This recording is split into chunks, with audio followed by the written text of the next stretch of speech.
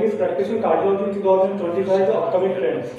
So I will begin with this first slide with the ECG. This is a normal ECG predicted by the clinician and a 35-year-old male patient and with no symptoms. But when this ECG was sent to artificial intelligence, the artificial intelligence predicted that the ejection fraction of this patient is less.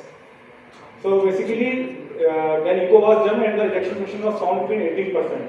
So initially, with the clinician labeled it as a normal ECG, but there are some subtle changes, and after reading the subtle changes, the artificial intelligence predicted the low ejection fraction.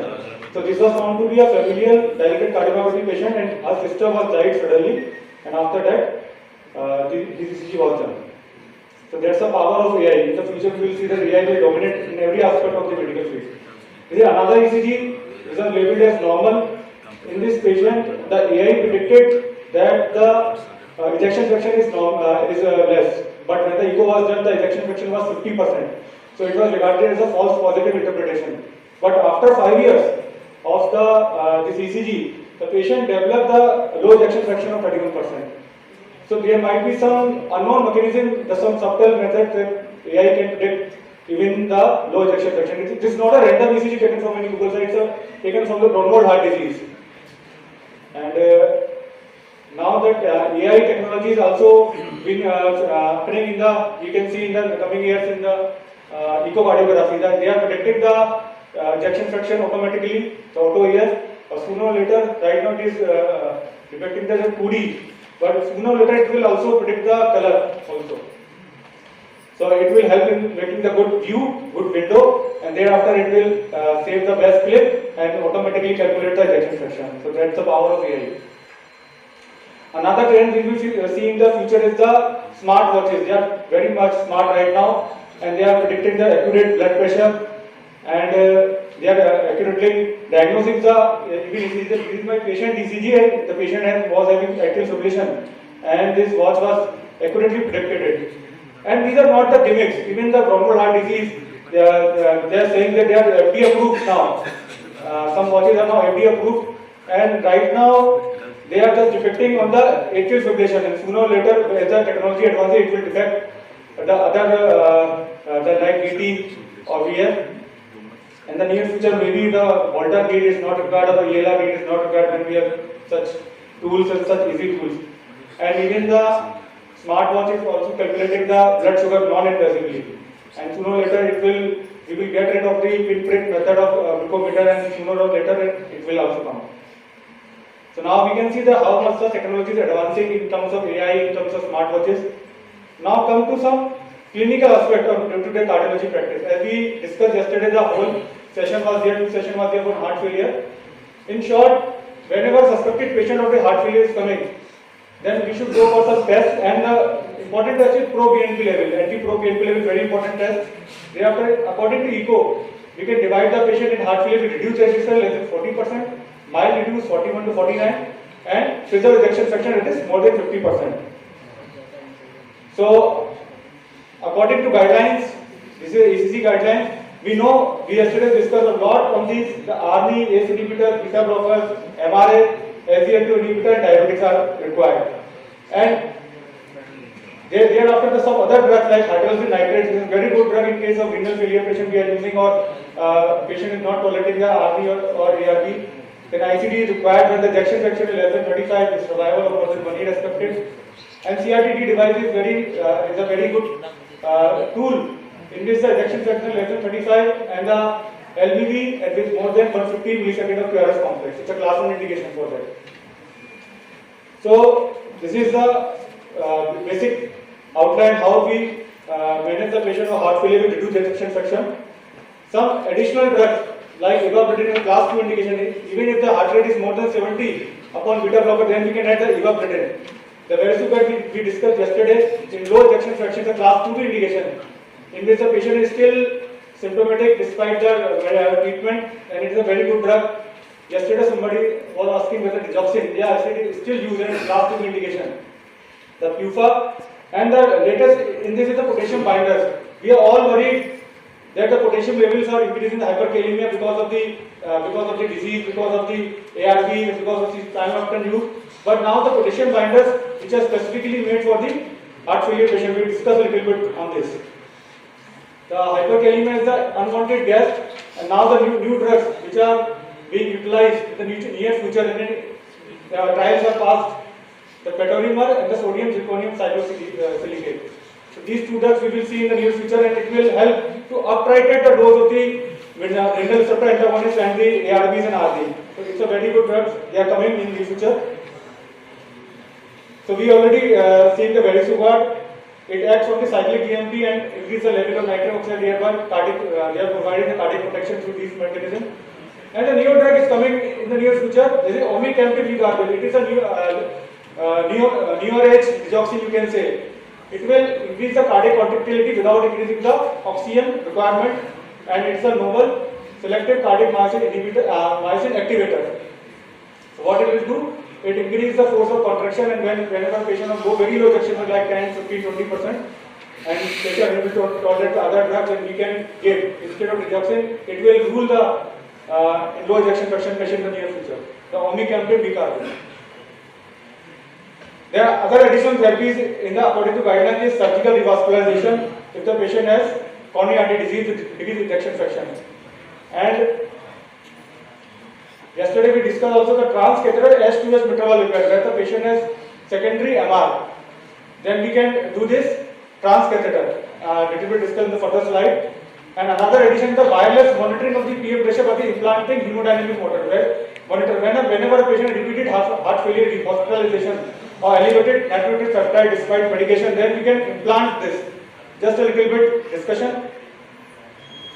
You can see this is a mitral valve collapse as an angular dilatation of the DCNP patient, and it will cause the MR. This mitral valve is collapsing into the LA.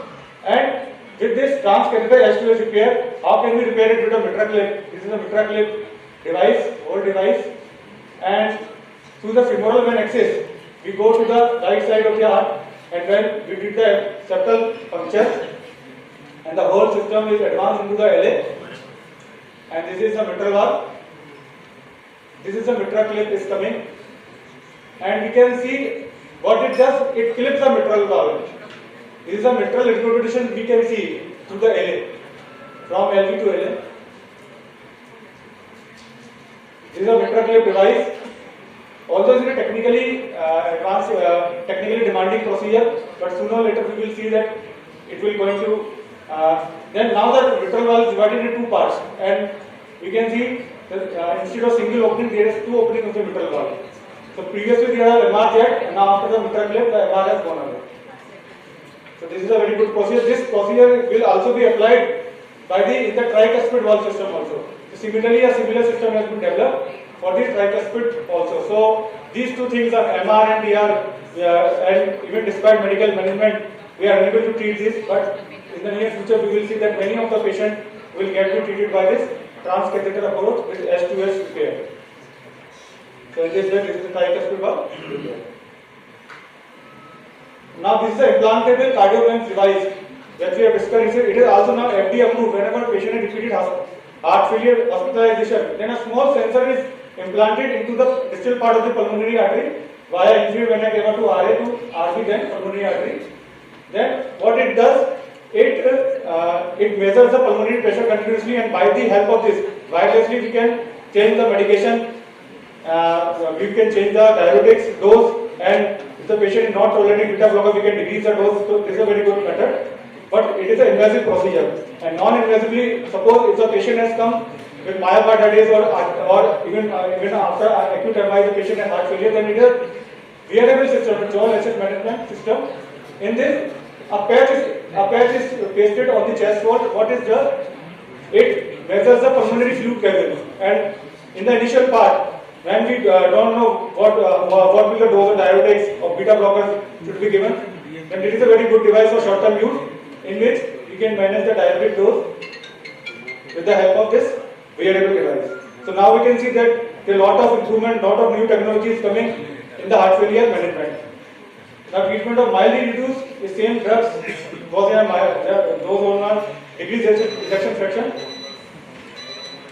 and this is the real culprit. The heart failure with ejection fraction, the hidden culprit. Because yesterday somebody was asking the patient, obese patient has come, and we are unable to diagnose why the patient is in dyspnea. We forget to diagnose the heart failure with ejection fraction. There are many echo markers like LV diastolic dysfunction, raised LV filling pressures, biatrial enlargement, and whenever there is LVH in echo but decreased ECG voltage in the ECG, then suspect amyloidosis also and raise BNP level. So more or less the drugs are same. The diabetes class 1 and other drugs are class 2 and class 2B. So cardiac amyloidosis is one of the most important causes, and why I am putting this slide, because we are unable to diagnose it right now. But whenever the suspected patient cardiac amyloidosis, we should go for the monoclonal gens in the urine. Thereafter we can do the technetium scan. We diagnose the ATTR amyloidosis, and accordingly it is a drug. It is, although right now it is very costly, but sooner or later the cost will bring down the treatment cost also, and it is done a good job in managing the cardiac amyloidosis cases. Now the semaglutide. Now it is regarded as success of a SGLT2 inhibitor. Whatever the SGLT2 inhibitor is getting the success right now in the past 4 to 5 years, sooner or later this one will also do the same. It is indicated in the diabetic patient who are obese. It not only decreases the body weight and controlling the blood sugar, it also, now the trials are coming that it is improving the heart failure with the ejection fraction. So it is going to the GLP-1 agonist, and it soon be a successor SGLT2 inhibitor. Many trials is coming which are saying that it is very helpful in heart failure with the ejection fraction. In the future, right now the cost is very high, but as the patent will go off, the cost will bring down, and after 4 to 5 years it will be a very good drug, and every clinician will write this drug in all the obese diabetic patients. Finino we discussed already yesterday that it is a non-steroidal MRA, it is higher potency and lower rates of hyperkalemia. Now this is a novel therapy of the baroreceptor activation. We all know the sympathetic system is overactivated in the heart failure patient, and because of the symptoms, now we have a device which is implanted on the carotid bulb, and what it will do, it sends the baroreceptor signaling, thereby decreasing the sympathetic stimulation and reducing the heart failure symptoms. The BEAT-HF trial is a positive trial which has been done with this device. We know the drugs which should be given in the heart failure, but what drugs we should be avoid in the heart failure according to ACC guidelines? We should avoid the NSAIDs because it leads to volume overload. The glitazones like pioglitazone and rosiglitazone, the gliptins like hexagliptins and alogliptin, whether they are also acting on the vildagliptin, is not known, but still we have to avoid the vildagliptin in patient with acute decompensated heart failure. The flecainide is also contraindicated. We can use the amiodarone but not dominatron. The alpha blockers like dextrosine, obviously diltiazem and nifedipine also contraindicated. So we should avoid these drugs which are accelerating the heart failure. Now coming to second clinical study, the coronary artery disease. The stable coronary artery disease, there is a fixed plaque and it decreases the blood flow, and because of this the patient gets angina of exertion.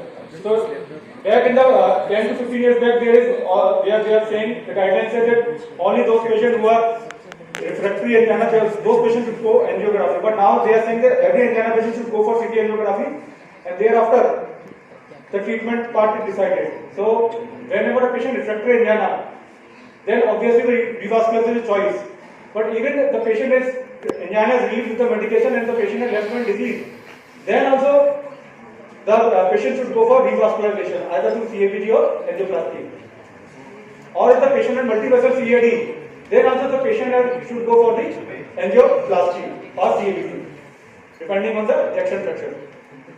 So this is a brief outline of the stable ischemia. Yes. Now the NSTMI, we know that whenever patient NSTMI came, then immediate invasive strategy is required when cardiogenic shock, refractory angina, or even if the patient is stable, then before the discharge the patient should go for invasive strategy. And in STEMI we all know that the window period is 12 hours and we should go for the immediate angioplasty. Even after 12 hours, these are the indication. After 12 hours, whenever patient is shock or heart failure, should go for angioplasty. Ongoing ischemia, angioplasty, and symptoms with 12 to 24 class 2 indication for angioplasty. Only in case the totally occlusive audit more than 24 hours and no symptoms and signs of ischemia, there is no benefit for angioplasty. What what are the options where we have refractory angina despite medical therapy, despite angioplasty of patient CLBG? Then here the new treatment is emerging. This is coronary sinus reducer. What we will do in this? We put in the coronary sinus that is getting all the blood, all the venous supply of the heart. There we put a reducer. What it does? It partially occludes the coronary sinus, and because of this, the blood flow is partially occluded, and that the blood flow is redirected towards the collaterals are dilated then, and then blood flow is redirected towards the stenotic side. So in this way, it helps in the symptomatic improvement in the angina patient who are refractory to angioplasty. And this is a IVL therapy. We know this. The intervention cardiologist was for the sake of physician I am describing. It is a balloon and it uses a sonic wave, and it is used when we have excessive calcification. We are unable to dilate the calcified artery with the normal balloon. So in this case, the sonic waves breaks up the calcium and it helps into making the path for the stenting.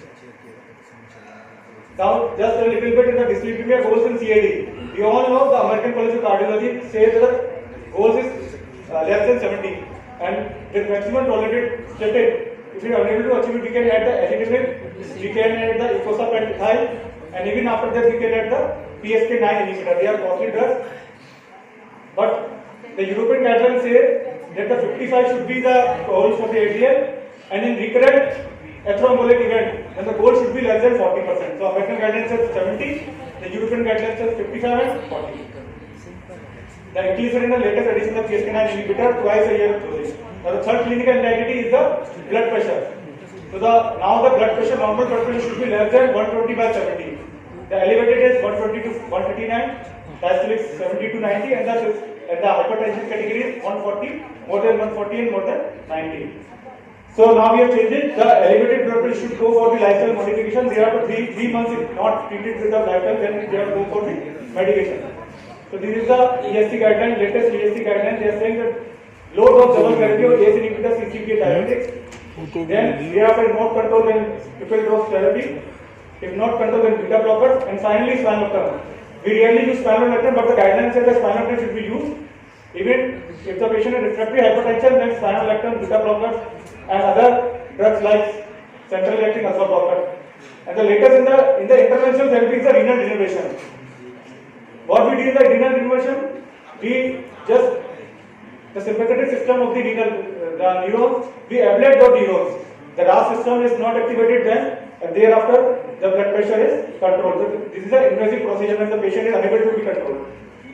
Now the latest in arrhythmia management, we know that ICD is implanted in the post-MI patient after 40 days. But what are the initial? When the patient is when a sudden cardiac death is very important, we have to deal with variable defibrillator. In the acute after myocardial in case of active myocarditis, pericardial cardiomyopathy, when there are short-term requirements to deal with the sudden cardiac death, then variable cardio defibrillator is now emerging. And in the Western country, they are using their jacket. And what it does is assess whether the patient has any VTA. The VTA DF is running on this, and it delivers the shock. So it is a short-term therapy. Instead of ICD, we can use this. In the coming future, we will see this. Now for the it's a leadless pacemaker. Whenever the upper venous access is not good, limited, or recurrent infection, then the leadless pacemaker is emerging, and we have done this a case in our institute also. So in this, a small device is directly implanted on the RV. So what it is, it's just function like the RV, and there is no need of pacemaker pocket. Is not made here, and it directly give the impulses of the myocardium. Now the dual chamber leadless pacemaker is emerging. The barrierless pacemaker is coming, and the leadless CR3 is also coming. The latest in pulmonary embolism is the flow driver system is incoming. Right now we are just giving thrombolytic therapy, but the flow driver system, what it do? It's a catheter, and it will suck the thrombus from the pulmonary artery, and we will do this procedure via femoral vein to RA to RV, then pulmonary artery we suck it. You can see.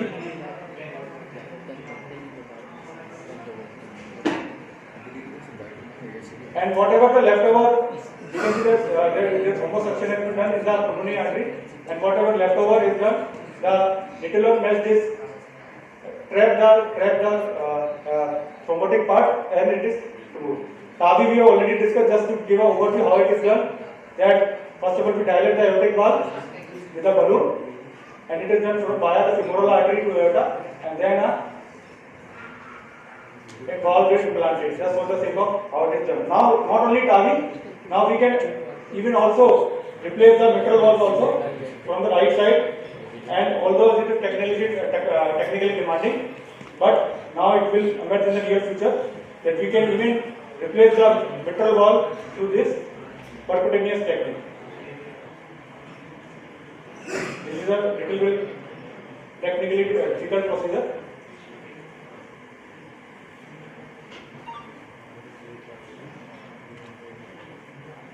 So this is a transcarotid aortic revascularization in which the carotid flow is reversed with the help of this Picard machine, and the benefit of this that the embolism is not there, because whenever we do the carotid angioplasty there is embolism and it causes a stroke. In this the blood flow is reversed with this machine and it is filtered, and then it is again go to the femoral vein. So this is the Picard procedure. And last slide is, we have discussed yesterday that these are the medications they are safe in the pregnancy. The safe is green, the orange is low dose or limited data, and the red one is amidron. That is the contraindicated, the limited drugs. And in the hypertension we can give levodopa, nifedipine, alpha methyl whatever drugs are contraindicated, ACE inhibitor, ARB. So this is the drugs which we can give in pregnancy and lactation. Thank you.